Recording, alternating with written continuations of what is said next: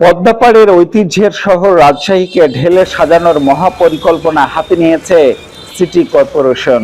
2026-2027 অর্থবছরের জন্য প্রস্তাবিত বাজেটে বাসযোগ্য এক মডেল নগরী গড়ে তোলার পরিকল্পনা রয়েছে। সিটি প্রশাসক মাহফুজুর রহমান রিটন জানান, স্বাস্থ্য খাতে যুক্ত হবে নতুন নতুন সেবা।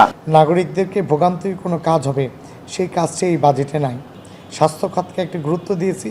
এখানে আমরা প্রায় 4টি অ্যাম্বুলেন্স কিনব, যেন নাগরিকরা তাৎক্ষণিকভাবে শহর কেন্দ্রিক যার যে প্রয়োজন তখন সেটি পাবে সেবা। আমরা 2টি লাশবাহী এসি গাড়ি কিনব, যেটি আমরা ফ্রিজিং গাড়ি বলি, সেটি আমরা রাখবো, যেটি নাগরিকরা সেবা পাবে।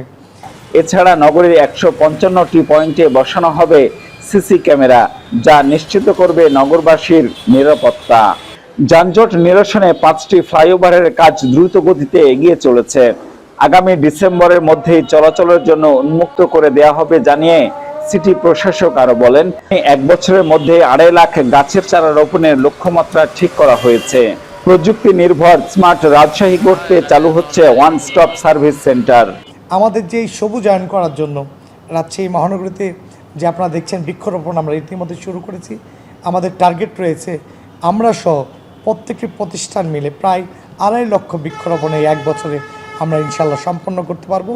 সেই কাজের জন্য এখানেও আমরা কিছু কর্মী ধরে রেখেছি, যেন তাদেরকে কর্মসংস্থান দিয়ে তিনারাও যেন এমনভাবে পরিচর্যা করে রাজশাহী মহানগরী যেন সবুজের ফুলের নগরী পরিণত হয়। নান্দনিক বৈদ্যুতিক বাতি, চওড়া সড়ক আর পরিচ্ছন্ন নগরী হিসেবে রাজশাহীর খ্যাতি দেশ জুড়েই। তবে পদ্মাপাড়ের এই রাজশাহীকে তিলোত্তমা নগরী গড়তে নির্দেশনা দিয়েছেন প্রধানমন্ত্রী তারেক রহমান। জিয়াউল গনি সেলিম, বাংলাদেশ বেতার, রাজশাহী।